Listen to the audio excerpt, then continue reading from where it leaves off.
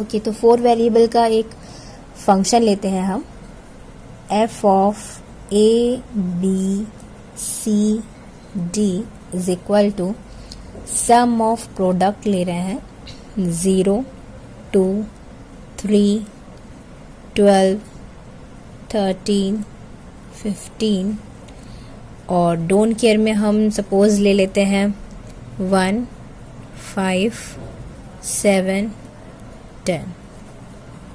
ठीक है, ये हमने डोंट केयर में लिया। तो ये हमारा 4 वेरिएबल का एक फंक्शन हो गया। इसको हमको क्या करना है, मिनिमाइज करना है बाय यूजिंग के मैप। तो अगेन 4 वेरिएबल है तो कितने सेल्स बनेंगे, 2 की पावर 4 16 सेल्स बनेंगे। तो 16 सेल का हमको क्या फॉर्म करना है, एक के मैप फॉर्म करना है। तो यहाँ पे मैं 16 सेल का एक के मैप फॉर्म करती हूँ।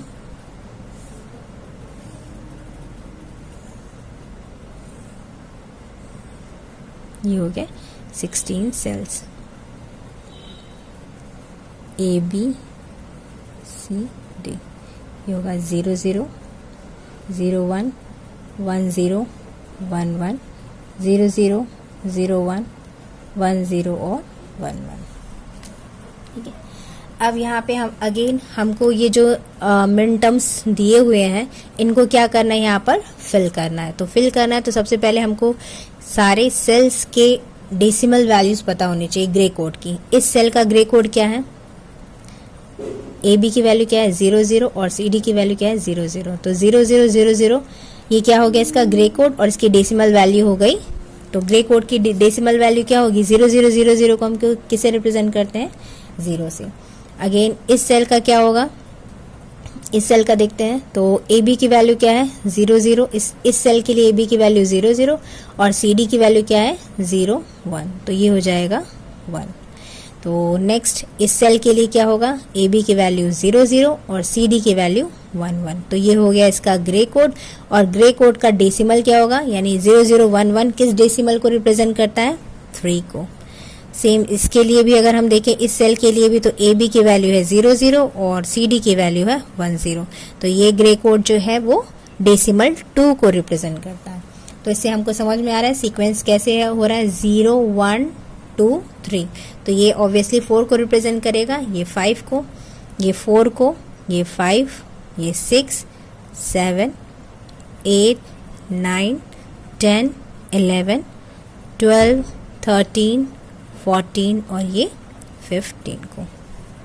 ठीक है, तो ये मैंने यहाँ पे इसलिए लिखा है क्योंकि हमको क्या करना है, क्वेश्चन में हमेशा जो मिन टर्म होते हैं उनकी वैल्यू जो है वो डेसिमल फॉर्म में दी रहती है, यानी 0 2 3 12 13 15। तो मुझे यहाँ पे फिलअप करना है तो मुझे इसकी वैल्यूज पता होनी चाहिए। हर सेल की ग्रे कोड की डेसिमल वैल्यूज आपको पता होनी चाहिए। तो मैंने हर लेक्चर में के मैप के जितने भी लेक्चर है उसमें मैंने आपको अच्छे से समझाया है। ठीक है, तो उसमें आप जाके एक बार नहीं समझ में आया तो वो वीडियोस आप ज़रूर देखिए। ठीक है, तो अब मैं इसमें क्या करूँगी, वैल्यूज़ को फिलअप करूँगी। तो यहाँ पर 0 है तो 0 ये हो जाएगा, यहाँ 0 में 1 प्रेजेंट होगा। फिर कहाँ प्रेजेंट होगा, 2 में। तो 2 कहाँ पे, ये, तो यहाँ पे क्या प्रेजेंट होगा 1। फिर 3 में, तो 3 में 1 प्रेजेंट होगा। 12 में, तो 12 में 1 प्रेजेंट हुआ। फिर 13 में, 15 पर। अब डोंट केयर कहाँ कहाँ प्रेजेंट है हमारे, 1 5 7 और 10। तो डोंट केयर को मैंने बताया, डोंट केयर को हम किससे रिप्रेजेंट करते हैं, क्रॉस से, क्योंकि इसकी वैल्यू क्या हो सकती है, 0 हो सकती है या फिर 1 हो सकती है। ठीक है, तो कहाँ कहाँ प्रेजेंट है, 1 पर। तो 1 पे यानी ये 1 हुआ, तो यहाँ पे डोंट केयर प्रेजेंट है। नेक्स्ट 5 पर डोंट केयर प्रेजेंट है, फिर 7 पर प्रेजेंट है और फिर फाइनली कहाँ पर, 10 पर। तो 10 कहाँ पे, यहाँ पे डोंट केयर। ठीक है, तो ये समझ में आया कि कैसे हम इसकी वैल्यूज़ को फिलअप करते हैं के मैप में। अब हम यहाँ पर क्या करेंगे, इन सारे वंस की पेयरिंग करेंगे। तो मैं इसको रब करके अच्छे से बनाती हूँ के मैप क्लियरली, ताकि आपको समझ में आए। तो ये मैंने क्लियरली एक मैप बना दिया है आपको, के मैप, तो आपको इजीली पेयरिंग समझ में आ जाएगा। तो यहाँ पे हम वंस की पेयरिंग करते हैं जैसे हमको पता है। तो यहाँ पर हमारे पास ये 1 है, तो यहाँ पे हम देखेंगे यहाँ पे क्या हो रहा है, इन 4 की पेयरिंग पॉसिबल है। ठीक है, अगर मैं इस डोंट केयर को 1 अज्यूम कर लूँ तो ये जो 3 1 है वो इस 1 के साथ 4 की पेयरिंग बना सकता है। ठीक है। 8 की पेयरिंग पॉसिबल है क्या? तो यहाँ पे 8 की पेयरिंग पॉसिबल नहीं है, सिर्फ 4 की ही पेयरिंग पॉसिबल है, इसलिए यहाँ पे एक पेयर ऐसा बनेगा। अब हम नेक्स्ट देखते हैं, हमारे पास कितने 1 बचे हैं, 1 2 3। हमेशा याद रखिएगा 1s की पेयरिंग होती है, डोंट केयर उसको सपोर्ट करते हैं, ठीक है, पेयरिंग में। तो यहाँ पे देखिए कितने 1 बचे हैं, 1 2 3 1 बचे हैं। तो देखते हैं कितने की पेयरिंग पॉसिबल है। तो यहाँ पे इन दोनों को अगर हम देखें तो ये दोनों इन दोनों डोंट केयर के साथ 4 की पेयरिंग बना सकते हैं। 8 की पेयरिंग पॉसिबल ही नहीं है यहाँ पर, तो 4 की पेयरिंग पॉसिबल है। तो यहाँ पर अगर मैं इन दोनों डोंट केयर को 1 एज्यूम कर लूँ तो यहाँ पे हमको क्या मिलेगा, एक 4 की पेयरिंग। तो ये एक पेयर ये बन गया। अब हमारे पास लास्ट क्या, दिस 1 इज रिमेनिंग। तो इस 1 की पेयरिंग कैसे करेंगे हम, यहाँ पर देखते हैं ये 1 जो है इस 1 के साथ क्या हो सकता है, पेयर में आ सकता है, क्योंकि ये दोनों ही सेल क्या है, एडजेसेंट सेल्स हैं। ये सेल और ये सेल एडजेसेंट है, यानी ये दोनों 1 एडजेसेंट 1 है, इसलिए इन दोनों 1 की पेयरिंग यहाँ पे भी पॉसिबल है। तो हम जानते हैं कि 1 और डोंट केयर जो है वो दोनों ही क्या हो सकते हैं, एक से ज़्यादा ग्रुप्स में आ सकते हैं, शेयरिंग में हो सकते हैं। अब यहाँ पे एक लास्ट बचा हुआ है, ये दिस इज डोंट केयर। तो यही चीज़ इंपॉर्टेंट है इस एग्जाम्पल में समझने की कि डोंट केयर अगर रिमेनिंग बचता है तो हमको उसकी पेयरिंग नहीं करनी है, ठीक है। मतलब वो हमारा कंसर्न नहीं है कि ये डोंट केयर रह गया है तो मुझे इसकी पेयरिंग करनी है। डोंट केयर जो है वो सिर्फ और सिर्फ आपको मैक्सिमम 1 की पेयरिंग में हेल्प करता है, उसकी हम अलग से पेयरिंग नहीं करते हैं। तो ये डोंट केयर यहाँ पे रह गया है, तो इस डोंट केयर को हम क्या एज्यूम करेंगे, 0 ही एज्यूम करेंगे।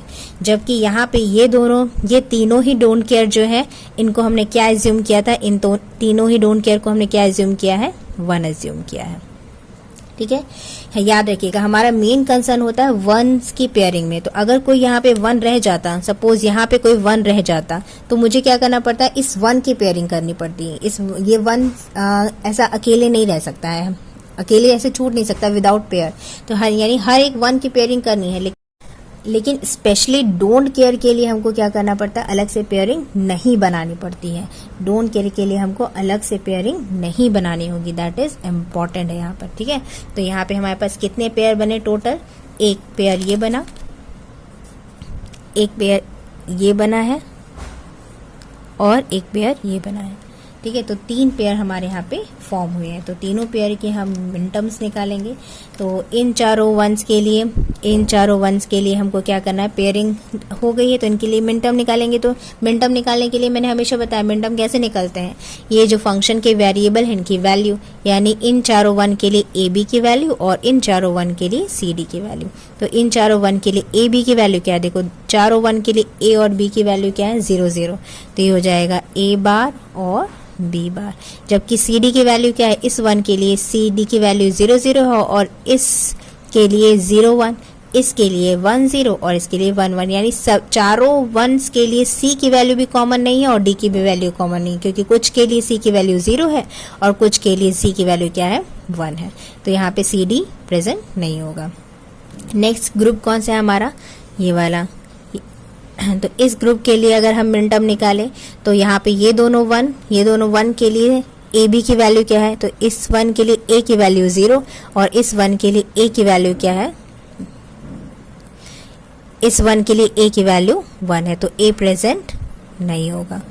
बी की वैल्यू देखें तो इन दोनों 1 के लिए बी की वैल्यू क्या है, 1 और इन दोनों ही 1 के लिए बी की वैल्यू क्या है, 1, यानी बी की वैल्यू जो है वो चारों ही 1 के लिए कितनी है, 1 है। तो यहाँ पे बी प्रेजेंट होगा एंड दैट इज व्हाट 1 है, इसलिए बी।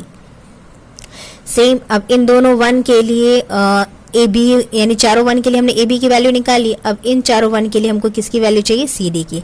तो इन दोनों 1 के लिए सी डी की वैल्यू निकालनी, तो इन दोनों 1 के लिए सी की वैल्यू 0 है और इन दोनों 1 के लिए सी की वैल्यू क्या है, 1, तो सी भी प्रेजेंट नहीं होगा। डी की वैल्यू देखें, इन दोनों 1 के लिए डी की वैल्यू 1 है और इन दोनों ही 1 के लिए डी की वैल्यू 1 है, तो डी की वैल्यू कितनी है, 1, और चारों 1 के लिए 1 है, इसलिए यहाँ पे डी प्रेजेंट होगा। तो ये हो गया बी डी। इस ग्रुप का मिनटम क्या होगा, B D. Now the last group क्या है हमारा, ये। तो इस ग्रुप के लिए हमको क्या निकालना है, मिन टर्म्स। तो इन दोनों 1 के लिए ए बी की वैल्यू क्या है, तो देखो दोनों ही 1 के लिए ए की वैल्यू 1 है और इन दोनों 1 के लिए बी की भी वैल्यू 1 है, तो ये हो जाएगा ए और बी। सी डी की वैल्यू चेक करें तो इस 1 के लिए सी की वैल्यू 0 है और इस 1 के लिए सी की वैल्यू 0, यानी सी की वैल्यू क्या है 0 है, तो ये भी प्रेजेंट है दोनों ही 1 की, क्योंकि 2 1 की पेयरिंग है तो दोनों ही 1 के लिए सी की वैल्यू क्या है 0, तो ये हो जाएगा सी बार। अब यहाँ पे इन दोनों 1 के लिए डी की वैल्यू क्या होगी, तो इस 1 के लिए डी की वैल्यू 0 और इस 1 के लिए डी की वैल्यू 1, यानी डिफरेंट है, इसके लिए 0 है और इसके लिए 1 है, तो डी प्रेजेंट नहीं होगा। तो ये हो गया थर्ड ग्रुप का मिन टर्म। तो फाइनल फंक्शन जो हमारा वो बनेगा वो क्या बनेगा, F of A B C D is equal to A bar B bar plus B D plus A B C bar. तो ये हो गया हमारा फाइनली मिनिमाइज्ड फंक्शन। तो आई होप आपको समझ में आया होगा कि डोंट केयर कब हम यूज करते हैं, कब इसकी वैल्यू डोंट केयर की वैल्यू 1 होती है और कब डोंट केयर की वैल्यू 0 होती है, ठीक है। और डोंट केयर अगर सेपरेट रह गया है तो हमको स्पेशली डोंट केयर के लिए पेयरिंग करने की जरूरत नहीं होती है, ठीक है, और उसको हम 0 ही एज्यूम करते हैं।